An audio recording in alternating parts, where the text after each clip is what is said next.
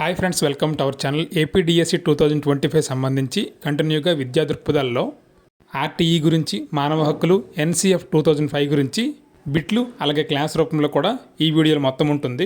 ముందుగా బిట్లు చూద్దాం. ఒకటవది, సమాజ శ్రేయస్సు కొరకు వ్యక్తుల చేత కోరబడిన, ప్రభుత్వం చేత గుర్తింపబడిన అధికారమే హక్కు అని అన్నది Louis Blanc, TH Green, HJ Laski, FD Roosevelt. Answer option B, TH Green. TH Green ఇచ్చిన నిర్వచనం ఇది. హెచ్జే లాస్కీ ఇచ్చింది ఏంటంటే వ్యక్తి అత్యుత్తమ స్థాయిలో జీవించడానికి అనే నిర్వచనం అయితే హెచ్జే లాస్కీ ఇచ్చారు. రెండవది, ప్రపంచ మానవ హక్కుల దినోత్సవం ఎప్పుడు? October 2, December 1, December 10, December 18. Answer option C, December 10. ప్రపంచ మానవ హక్కుల దినోత్సవం, విశ్వ మానవ హక్కుల దినోత్సవం అని కూడా దీన్నే అంటారు. 1948 ప్రకటించారు డిసెంబర్ 10న.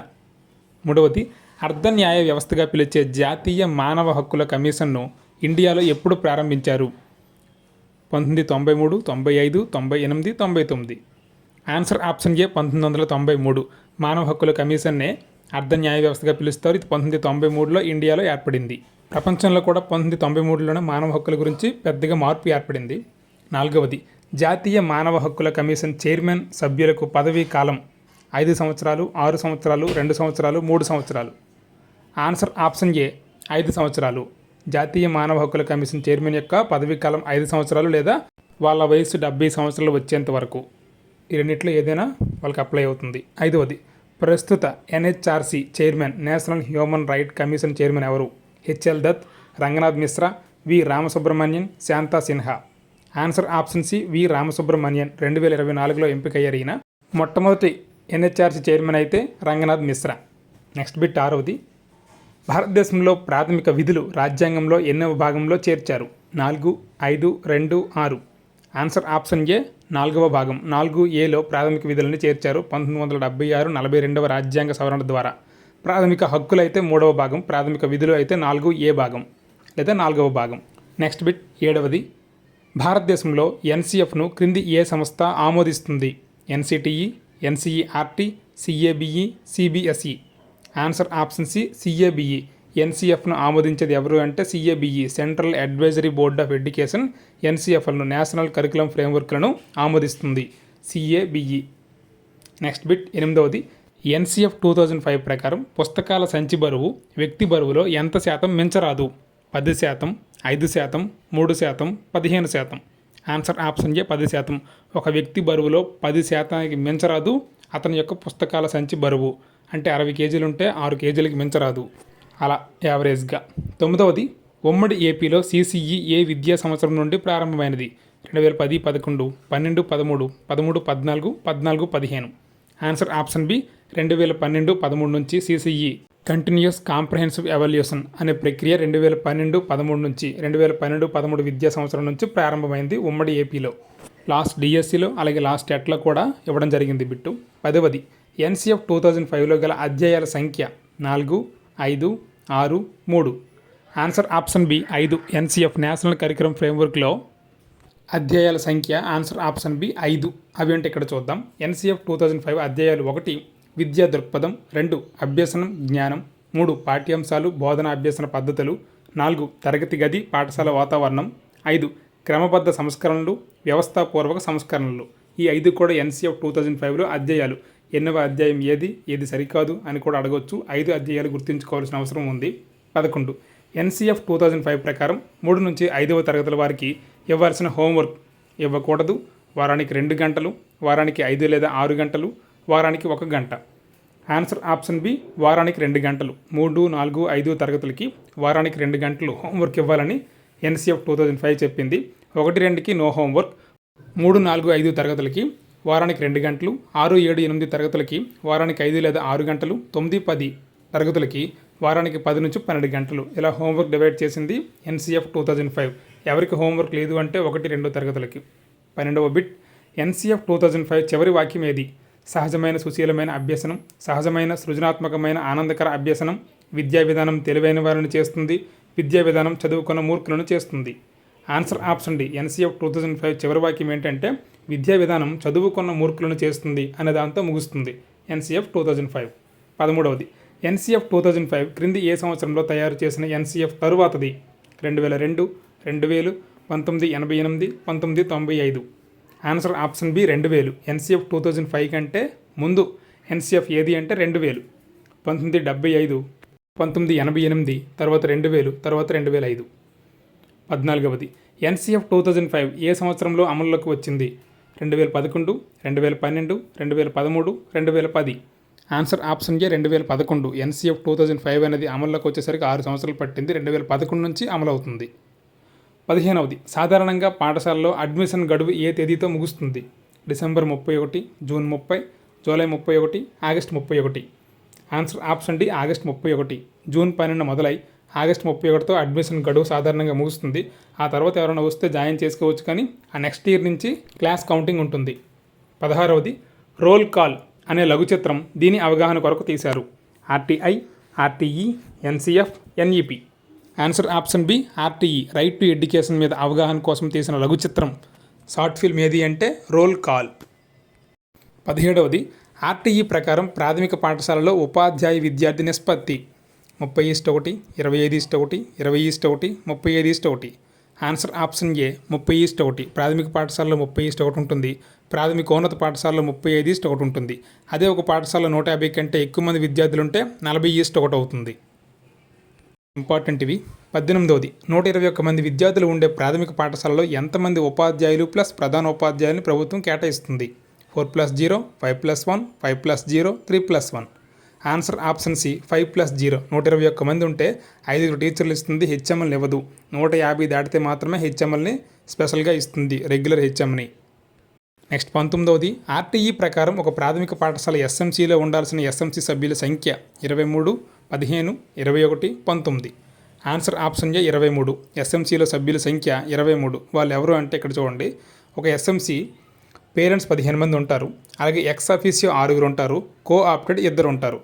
చైర్మన్, వైస్ చైర్మన్ అనేవారు ఈ పేరెంట్స్ సభ్యుల్లోనే 2గా ఉంటారు. సో మొత్తం 23 మంది అనమాట. ఎస్ఎంసీ సభ్యుల సంఖ్య 23. అందులో పేరెంట్స్ సభ్యులు 15 మంది. ఎక్స్ ఆఫీసియో అంటే ఈ 6 ఎవరు అంటే HM, teacher, ANM, anganwadi worker, డ్వాక్రా మహిళా వర్కర్, పాఠశాల పరిధిలో వార్డు మెంబర్ అవుతారు. అలాగే కోఆప్టెడ్ సభ్యులు 2 ఎవరు అంటే ఆ గ్రామానికి సంబంధించిన పెద్దలు, పూర్వ విద్యార్థులు ఎవరైనా ఉండొచ్చు. అలాగే 20వది ఆర్టీఈ యొక్క 8వ అధ్యాయంలో నిరంతర సమగ్ర మూల్యాంకనం గురించి ఉంది. 4వ అధ్యాయం, 5వ అధ్యాయం, 6వ అధ్యాయం, 3వ అధ్యాయం.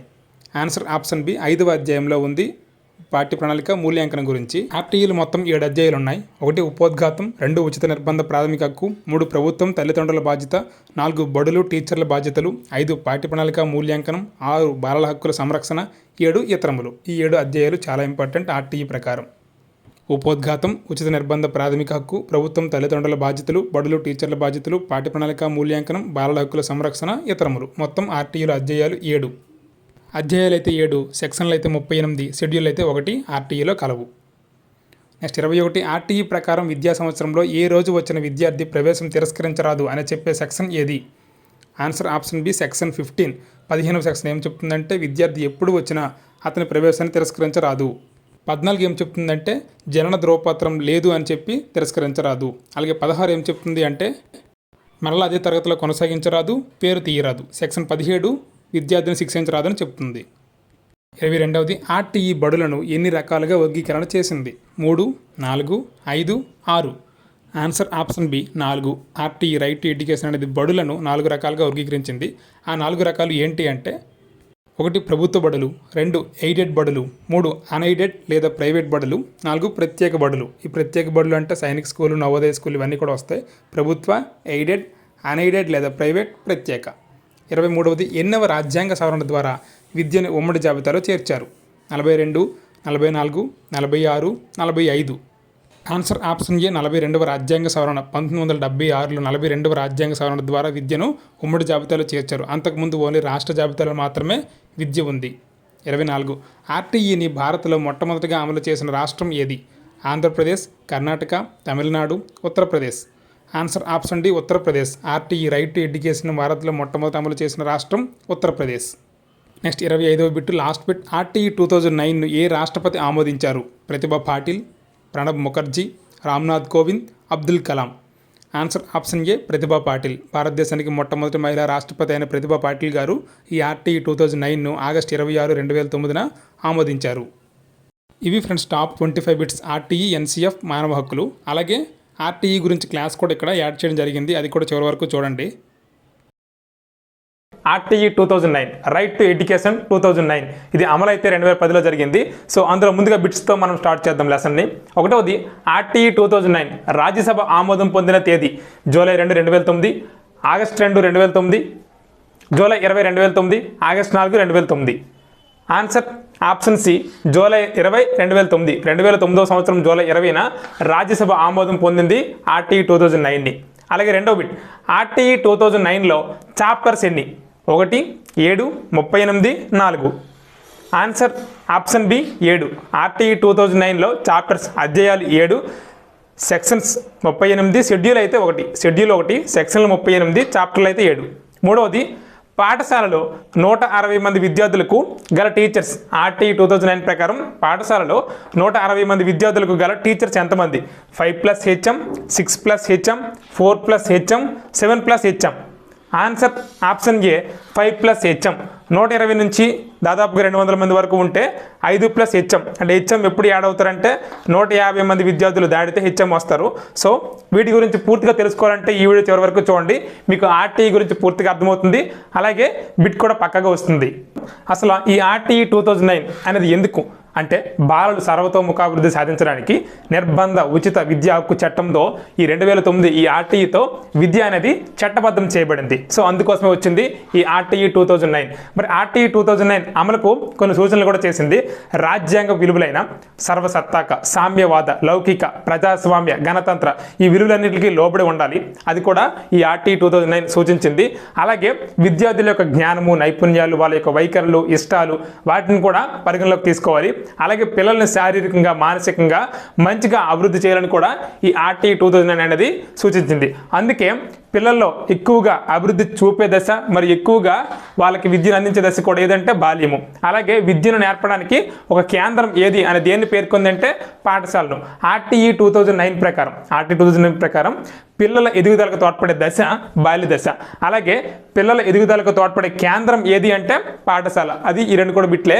ఆర్టీఈ 2009 ప్రకారం పిల్లల ఎదుగుదలకు తోడ్పడే దశ బాల్యం అంటే బాల్య దశ. అలాగే వాళ్ళ కోసం ఏర్పాటు చేసిన కేంద్రాలు ఏవి అంటే పాఠశాల.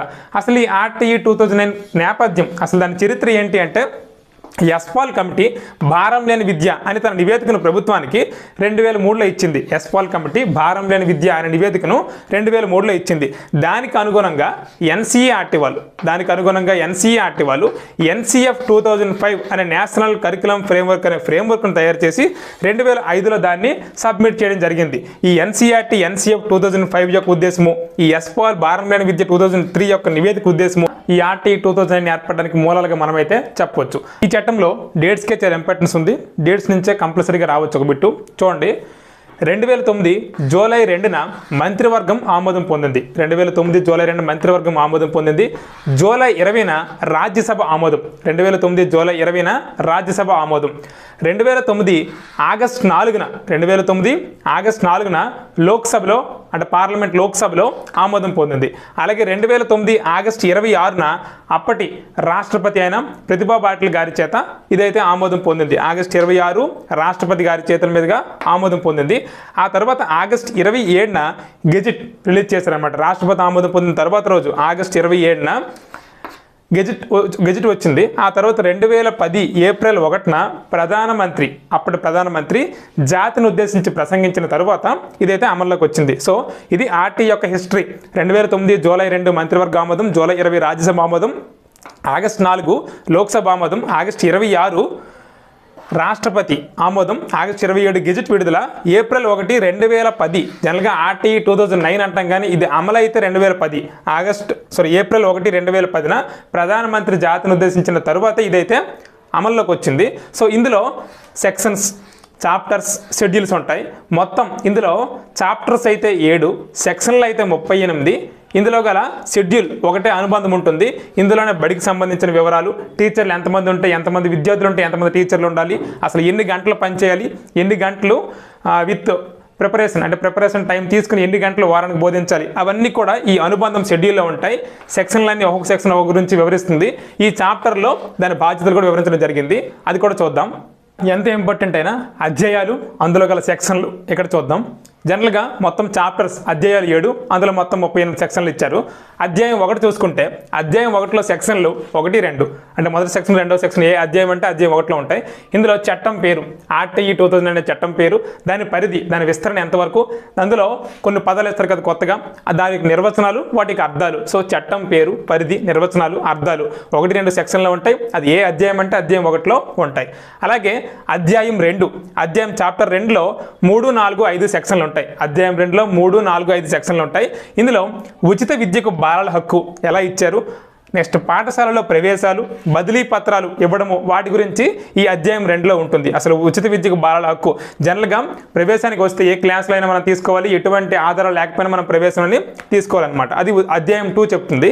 అలాగే అధ్యాయం 3, ఇందులో సెక్షన్లు 6 నుంచి 11 వరకు ఉంటాయి. అధ్యాయం 3లో కేంద్ర ప్రభుత్వం, రాష్ట్ర ప్రభుత్వం, స్థానిక ప్రభుత్వాల యొక్క బాధ్యత, తల్లిదండ్రుల యొక్క బాధ్యత, జస్ట్ ప్రభుత్వాల బాధ్యత కాదు, తల్లిదండ్రుల బాధ్యతను కూడా గుర్తించడం కూడా ఈ అధ్యాయం 3లో ఉంది. అలాగే పూర్వ పాఠశాలలు అంటే అంగన్వాడీల ఏర్పాటు, ఈసీసీ ఏర్పాటు గురించి కూడా చెప్పే అధ్యాయం ఏదంటే అధ్యాయం 3. అలాగే నెక్స్ట్ అధ్యాయం 4, అధ్యాయం 4లో ఏముంటుందంటే సెక్షన్లు చాలా ఎక్కువగా ఉండే అధ్యాయం ఏది అని అడగొచ్చు. ఈ సెక్షనే 12 నుంచి 28 వరకు ఉంటాయి. సో 12వ సెక్షన్ నుంచి 28వ సెక్షన్ వరకు ఉండే అధ్యాయం 4, అతిపెద్ద అధ్యాయం కూడా ఇదే 4. ఇందులో బడులు, ఉపాధ్యాయ బాధ్యత వివరాలు ఉంటాయి. ఉపాధ్యాయులు చేయాల్సిన పనులు, అలాగే బడుల్లో చేయాల్సిన పనులు, పర్యవేక్షణ అంతా కూడా ఎక్కడ ఉంటుంది అధ్యాయం 4లో. నెక్స్ట్ అధ్యాయం 5లో 29, 30 సెక్షన్లు ఉంటాయి. ఇక్కడ బడులు, ఉపాధ్యాయులు చేయాల్సిన మూల్యాంకనం చేయాలి కదా, అవే అధ్యాయం 5లో ఉంటాయి. విద్యా ప్రణాళిక ఏర్పాటు, పాఠ్య ప్రణాళిక ఏర్పాటు, మూల్యాంకన విధానాలు, కొత్త మూల్యాంకన విధానాల గురించి కూడా అధ్యాయం 5లో ఉంటుంది. అలాగే అధ్యాయం 6లో సెక్షన్ 31 నుంచి 34 వరకు ఉంటుంది. 31వ సెక్షన్ నుంచి 34వ సెక్షన్ వరకు అధ్యాయం 6లో ఉంటుంది. ఇందులో బాలల హక్కుల సంరక్షణ, ఫిర్యాదులు ఏమైనా వస్తే స్వీకరణ, జాతీయ రాష్ట్ర సలహా సంఘాల ఏర్పాటు, ఇక్కడ ఈ బిట్ ఇవ్వచ్చు. జాతీయ రాష్ట్ర స్థాయిలో సలహా సంఘాల ఏర్పాటు గురించి చెప్పే ఆర్టీ అధ్యాయం ఏది అంటే 6. అధ్యాయం 6లో బాలల హక్కులు సంరక్షించడం, ఫిర్యాదుల స్వీకరణ, వాటి కోసం కొత్తగా జాతీయ స్థాయిలో 1, రాష్ట్ర స్థాయిలో 1 సలహా సంఘాలని ఏర్పాటు గురించి చెప్తుంది అధ్యాయం 6. అలాగే అధ్యాయం 7 35 నుంచి 38 సెక్షన్లు ఉంటాయి. ఇందులో ఏంటంటే అమలు, ఈ అధ్యాయం అంటే ఈ ఆర్టీ చట్టం అమలు గురించి ఆదేశాలు ఉంటాయి. అలాగే కొత్తగా ఏర్పాటు చేయబోయే నియమాలు, ఎంతవరకు ఉన్న నియమాలు ఉంటాయి. అలాగే ప్రాసిక్యూషన్ చేసే విధానం కూడా ఇందులో ఉంటుంది. ఇది ఆర్టీఈ 2009లో అధ్యాయం 1 నుంచి అధ్యాయం 7 వరకు ఉన్న వివరాలు. అందులో సబ్ సెక్షన్స్ అధ్యాయం 1లో 1, 2, అధ్యాయం 2లో 3, 4, 5, అధ్యాయం 3లో 6 నుంచి 11, అధ్యాయం 4లో ఎక్కువగా 12 నుంచి 20 వరకు సెక్షన్లు ఉంటాయి. అధ్యాయం 5లో 29 నుంచి 30, అధ్యాయం 6లో 31 నుంచి 34, అధ్యాయం 7లో 35 నుంచి 38 వరకు సెక్షన్లు ఉంటాయి. ఇది ఆర్టీఈ చాప్టర్స్. అలాగే అనుబంధం షెడ్యూల్ ఒకటి ఉంటుంది కదా, అధ్యాయాలు సెక్షన్లే కాకుండా అనుబంధమైన షెడ్యూల్లో కూడా అవసరమైంది బిట్ వచ్చే ఛాన్స్ ఇక్కడ కూడా ఎక్కువగా ఉంటుంది. ఒకసారి చూద్దాం.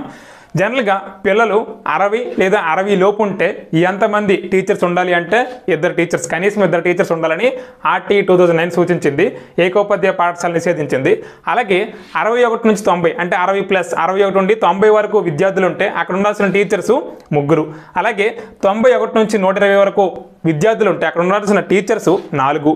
అలాగే 121 నుంచి 200 మంది విద్యార్థులు ఉంటే అక్కడ ఉండాల్సిన టీచర్స్ 5.